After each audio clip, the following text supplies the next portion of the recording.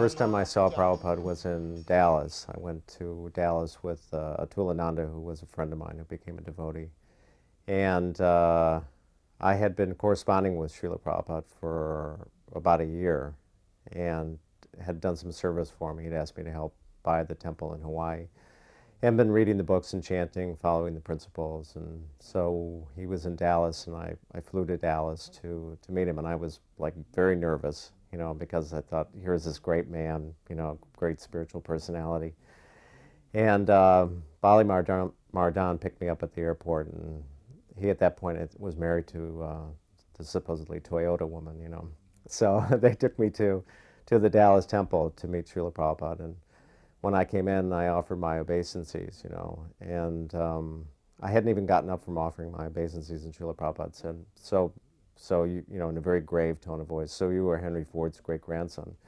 And I said, yes, Srila Prabhupada. He said, so where is he now, And immediately, of course, my thought was, well, I don't know, and so I was immediately put on the spiritual platform and was thinking about, the difference between the body and the spirit. And Srila Prabhupada preached to me on that point. And another funny thing that happened during that meeting was Mali Mardan's wife came in, at some point during the meeting. And Prabhupada looked at her, she offered her obeisances, and he looked at her and then looked at me and said, she is Toyota.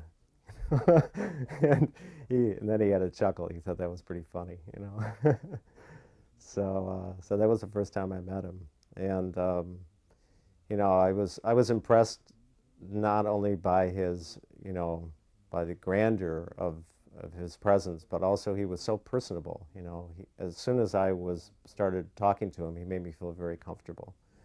And he was always like that, always interested personally in how you were feeling, how you were doing, how was your health, and made you feel comfortable no matter who you were. It was really nice.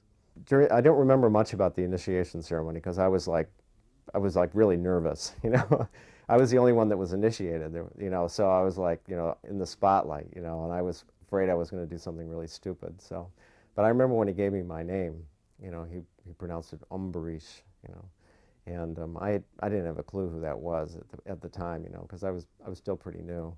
But the funny thing was that after the initiation, my relationship with him changed, because he was my spiritual master. And I went up after in the afternoon of the same day, I believe.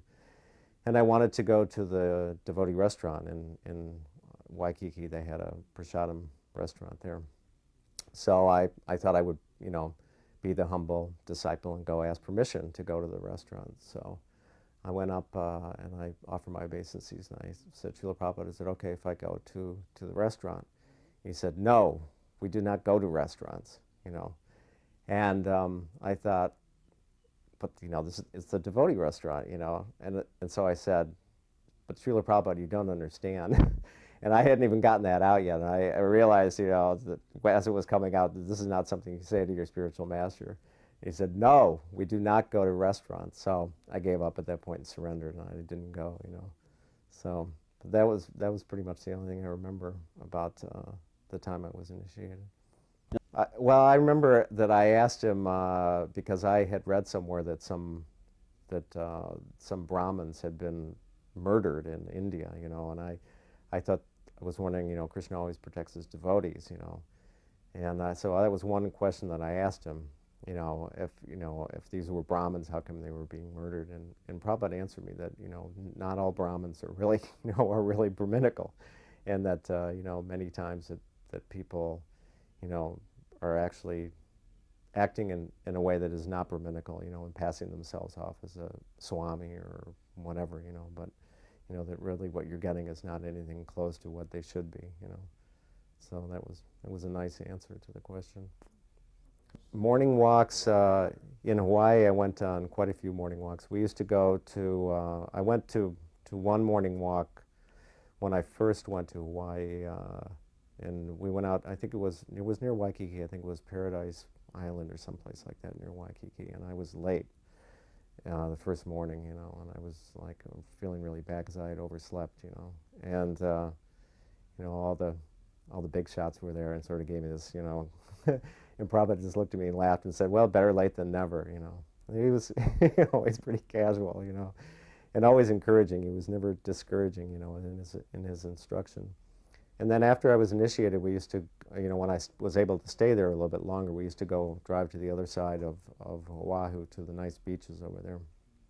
And that was always really nice. You know, driving over in the morning was a beautiful drive, and then walking on the beach and then driving back.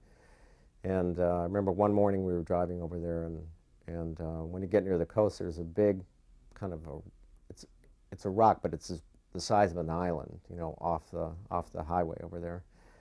And Prabhupada made the remark that there are fish in the ocean that could swallow this, you know. And you know, I was just some hick from Detroit, you know, but I didn't have any problem, you know, believing that, you know, that there was, you know, fish in the ocean that were huge, and that the moon was farther away than the sun. When that came up, I didn't really have any problem, you know, accepting that, you know, because I figured, you know, I really accepted the fact that I was like the frog, and Prabhupada, you know, knew a lot more than I did, you know. So it was nice going over there for morning walks. It was just the atmosphere was very nice, and that was on one of those morning walks that Prabhupada remarked that if there is any enjoyment in this material world, it is here on Oahu, you know, because Hawaii is just so beautiful, you know. And I remember another time we were getting ready to come back from the morning walk, and getting back in the car was always sort of chaotic somehow or another. I mean, Harikesh was Maharaj. He wasn't Maharaj back then, but he was Prabhupada's secretary, and everybody was running around trying to figure out who was going to go in which car, and everybody wanted to go with Prabhupada, you know. And so, you know, they were running around trying to get in the car, and who was going to get in first, and Harikesh was running from one side of the car to the next with all this like taping stuff all over them. And I was sitting in the back seat of the car with Prabhupada watching this whole thing, you know. And Prabhupada just shook his head and said, my disciples are a little crazy, I think. So it was nice. But he accepted us, you know. I realized, you know, that we were all so unqualified, you know, to do what we were doing, you know, but simply by his mercy, you know, we were able to carry on and accomplish, you know, a few things anyway. And there was also in Hawaii when, I can't remember what the devotee's name was, he was temple president for there for a while, but he wanted to, when he wanted to first buy the sailboat in Hawaii, and he was trying to sell this to Prabhupada, the idea of buying a boat and going from island to island. And he said, Srila Prabhupada, all we need is 12 good men. And Srila Prabhupada immediately replied, we do not have 12 good men in all of ISKCON. So I think he understood that, you know, we were totally unqualified, you know, and, you know, to pretty much of a degree still are, but he still accepted us and accepted our service, which was really nice. You know. Another time in Hawaii, Yogi Bhajan came to visit Prabhupada, and, you know, you don't hear much about him these days, but he was pretty big back in those days. He had a pretty good following. And so he came to visit Prabhupada, and I went up to his room while he was up there. And he was putting together this international conference. It was a peace conference, and he was inviting all types of, you know, spiritual masters and religious leaders to come to his conference. So he was trying to sell this idea to Srila Prabhupada. And he just started talking about it, you know, was getting a little bit into it, and Prabhupada just stopped him and said that there would never be any world peace until everyone could agree that Krishna was the Supreme Personality and that everything belonged to Krishna, you know, because Prabhupada mentioned many times that the peace formula was that Krishna was the Supreme Personality of Godhead, and that everything was his property, and he was a proprietor of everything. And so he stopped Yogi Bhajan from you know, even presenting this, and Yogi Bhajan kept on trying to, you know, get in to try to sell this idea, and it was basically just for his glorification. But Prabhupada just, you know, kept stopping him and reiterating this point, you know, that there would be never any peace unless everybody accepted that Krishna was the Supreme Personality and everything was his property. So he left a little frustrated, you know, because Prabhupada, you know, would not say that he was going to come or not, you know, because he just, you know, Yogi Bhajan just couldn't accept this point, you know. He was thinking that he was the Supreme Personality, you know. So he left a little frustrated, but after he left, Srila Prabhupada said that him and his men, because they're Sikhs, they wear turbans like that. He said that they should be the Kshatriyas, of ISKCON. So, even though there was, vast philosophical differences between them, Prabhupada was always thinking about how he could bring everybody into, into Krishna's family. It was really nice to see. There was another incident that happened that, I could understand how Prabhupada was very protective of ISKCON, because when I first went to Hawaii, there was one devotee there who was a little puffed up, and he was a little arrogant and actually rude to Srila Prabhupada. But Prabhupada just encouraged him and was very kind to him and didn't want him to leave. And I could see the way he treated him, that the Prabhupada really didn't take offense very easily. But there was another devotee who had kind of his own little scene going on there. And when I was driving back from a morning walk one morning, he was speaking against ISKCON.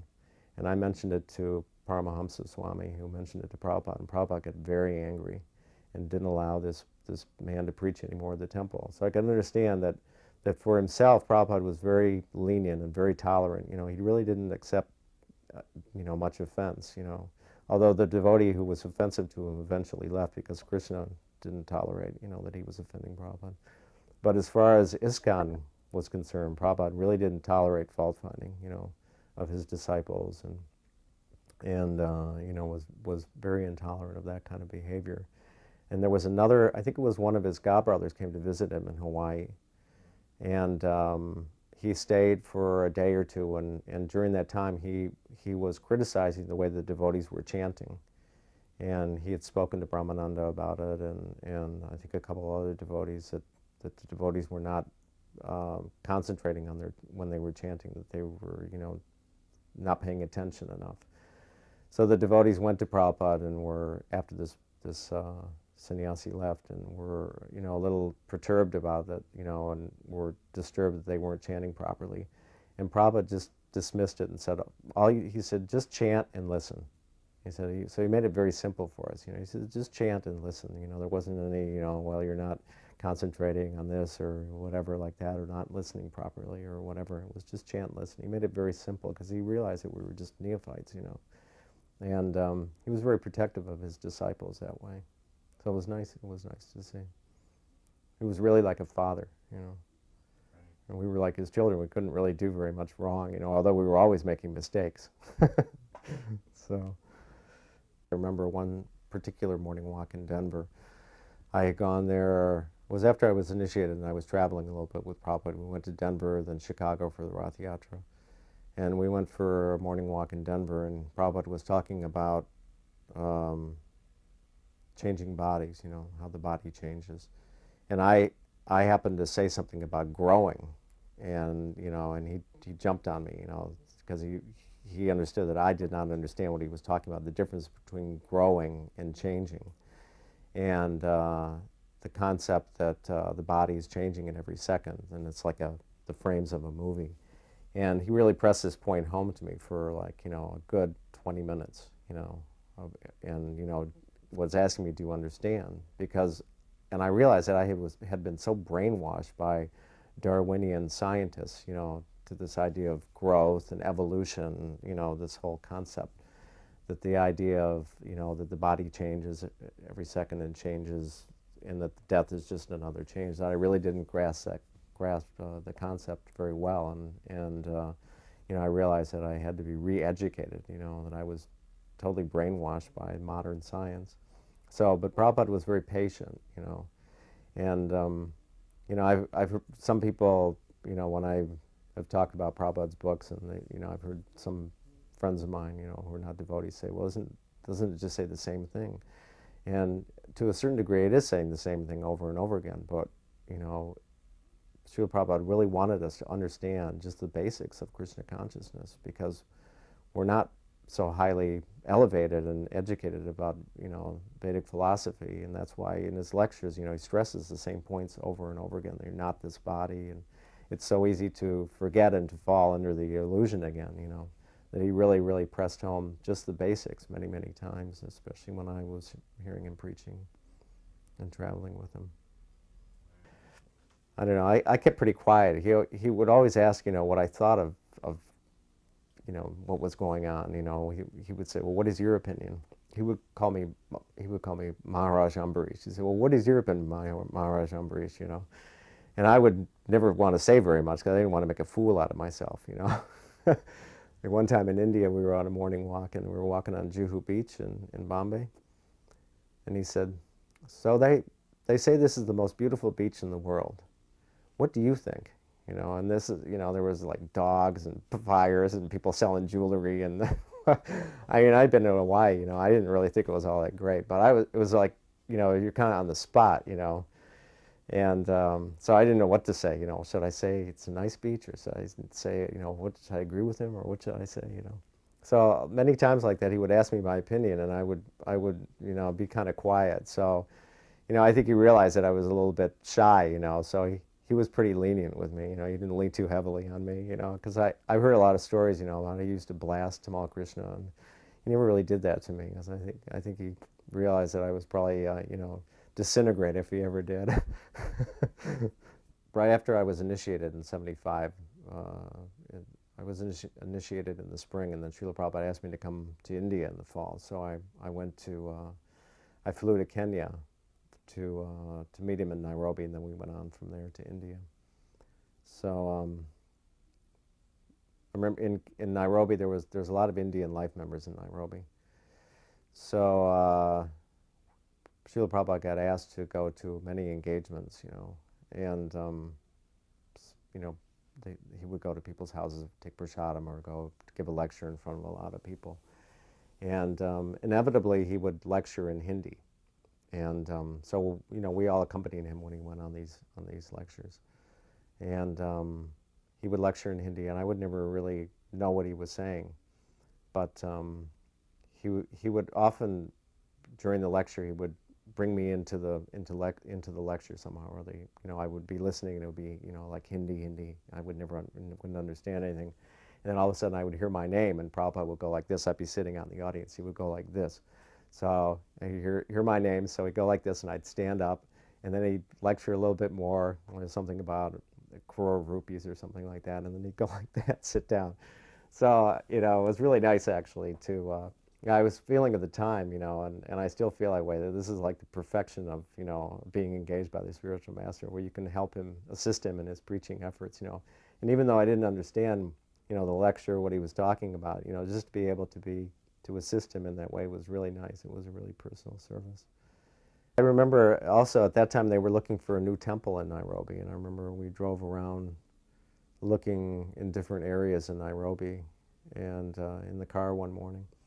And we drove through this very, very nice neighborhood, and one of the sannyasis in the car, can't remember who it was, turned to Srila Prabhupada and said, this is a very, very respectful neighborhood, a respectable neighborhood. And Prabhupada said, respectable means not Krishna conscious.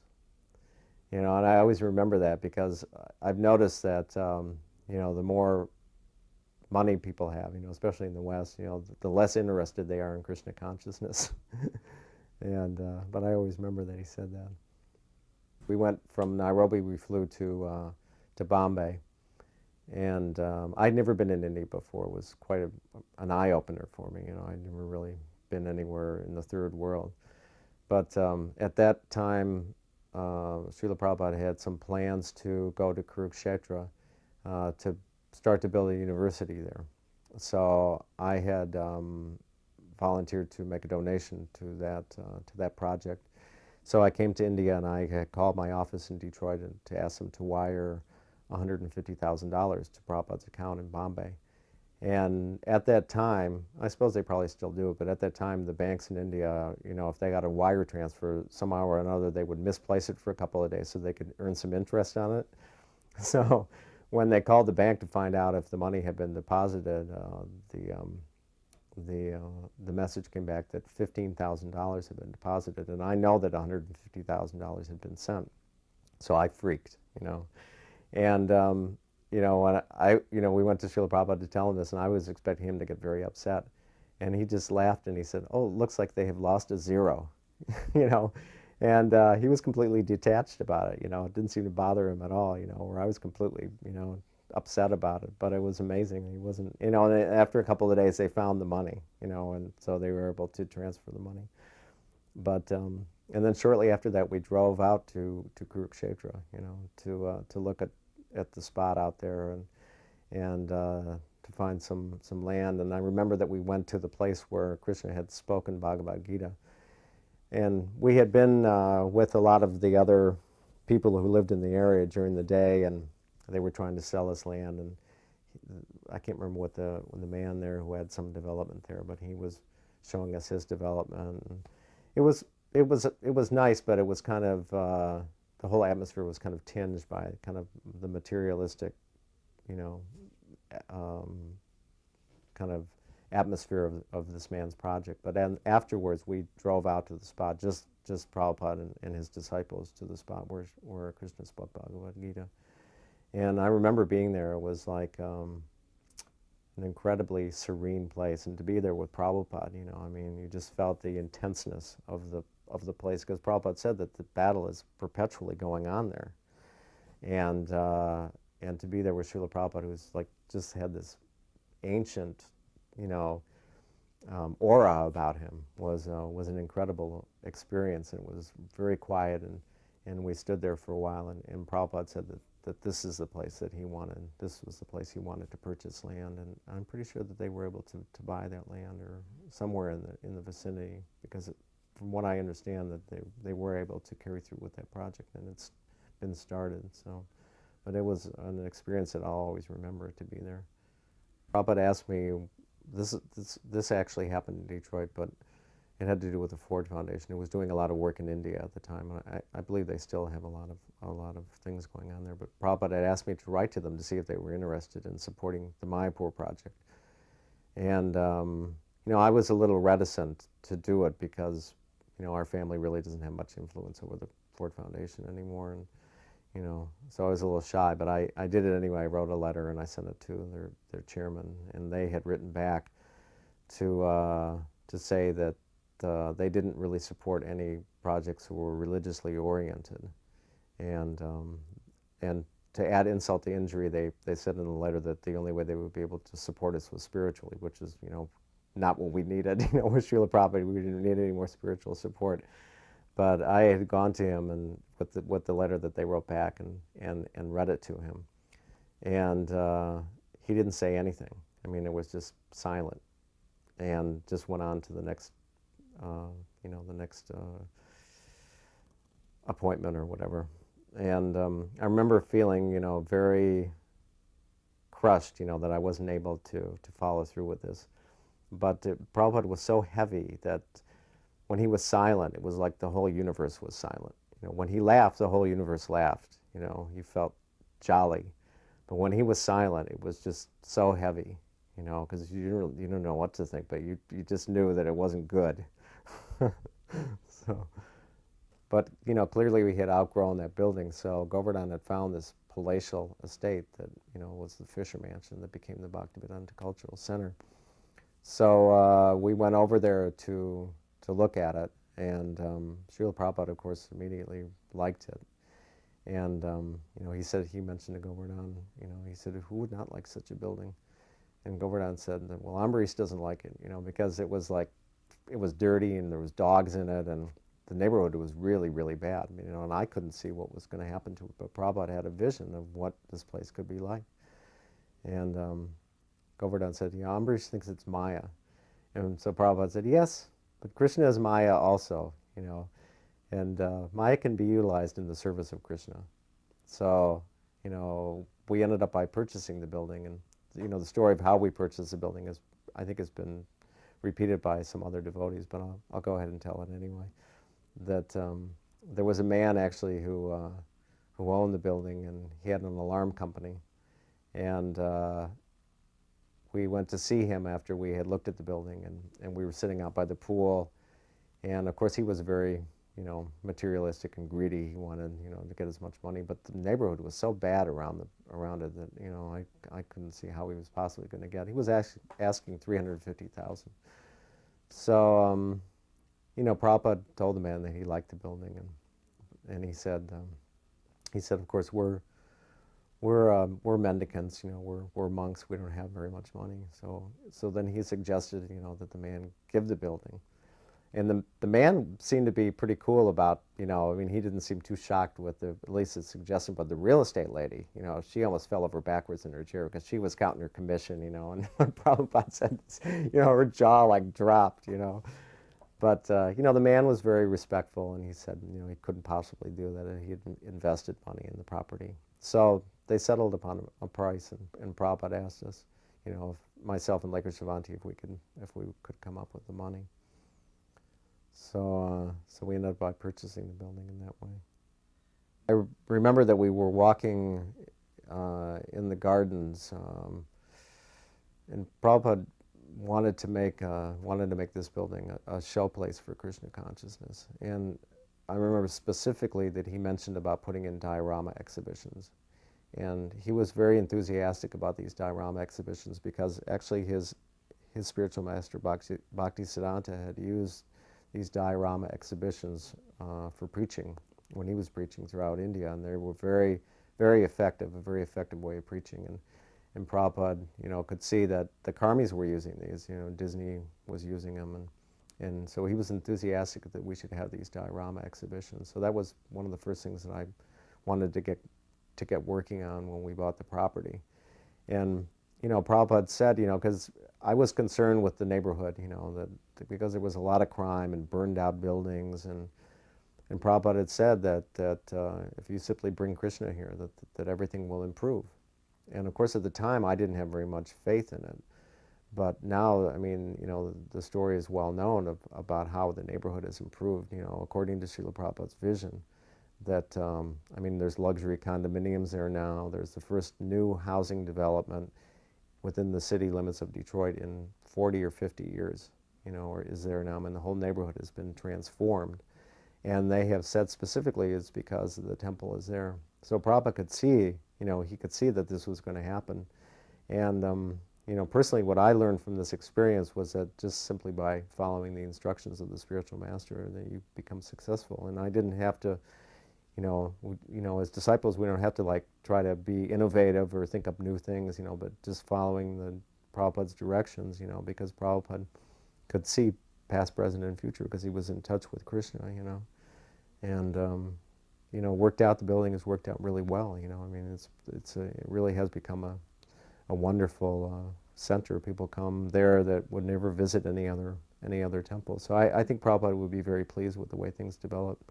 He envisioned that people would come by in their boats and take prasadam, and all these things have come to pass, one way or another. So I remember one thing that he preached about was that they were spending millions and millions of dollars to build this Renaissance Center in Detroit. My uncle, Henry Ford II, had put millions of dollars into building this place to sort of revitalize the downtown area.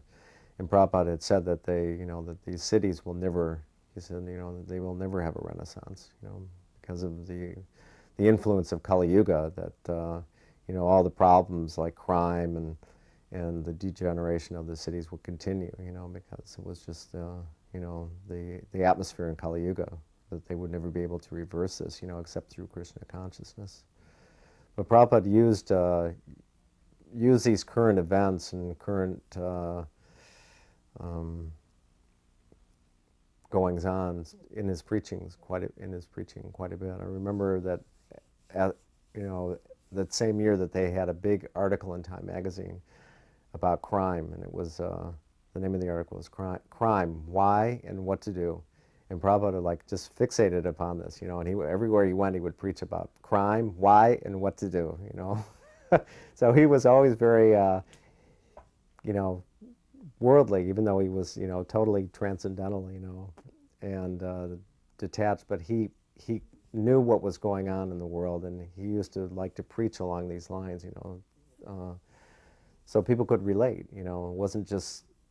He preached that Krishna consciousness was actually a very practical solution to all problems. It wasn't just like an ancient philosophy, but actually Krishna consciousness was very current and could provide answers to all problems that were going on now. It was very relevant to today, and I think he liked to incorporate, current events into his preaching, to sort of drive home that point. but it was nice. I remember after we finished purchasing the new temple in Detroit, the night after the purchase was signed and completed, that the real estate lady and her partner, who were these, just two middle-aged Polish women, from this realtor company, came to congratulate Prabhupada, and they were both intoxicated, and they came up and they were laughing, and Prabhupada was so kind, and he was very happy too, because we had purchased this building at a pretty good price, But Prabhupada was very friendly, and he never discriminated against anybody. He always made whoever it was feel very comfortable, and personable. His attitude was so personable. It was amazing. During the last few months of his life, when I think it was actually just before he left, and I knew he was really ill, and some devotees were going to India, but for some reason, I just never thought that he was going to depart. I thought, how can he leave? He can't leave us now. And so I did not go to India, and I'd been there for 2 months a couple of years before, and had gotten quite ill, so I wasn't anxious to go back to India, although in retrospect, I wish I had gone. But, Govardhan went, and the first thing he asked when Govardhan went in, Govardhan was president of Detroit, was, how is Ambarish? I mean, he was on his deathbed, his, departure bed, and he was asking how I was doing, and it's just amazing to me, that he was always so concerned, and right up until the end, he was translating and giving instruction, and everything he did for our benefit, for the benefit of the living entities, and especially his disciples. It was just such an example right up until the last moment, of what love is. I never knew what love was, before I met Srila Prabhupada. I had no idea, because we get so many perverted reflections, but, it's just, he was like an example of of Krishna's love, which is pretty amazing, that we're able to see that.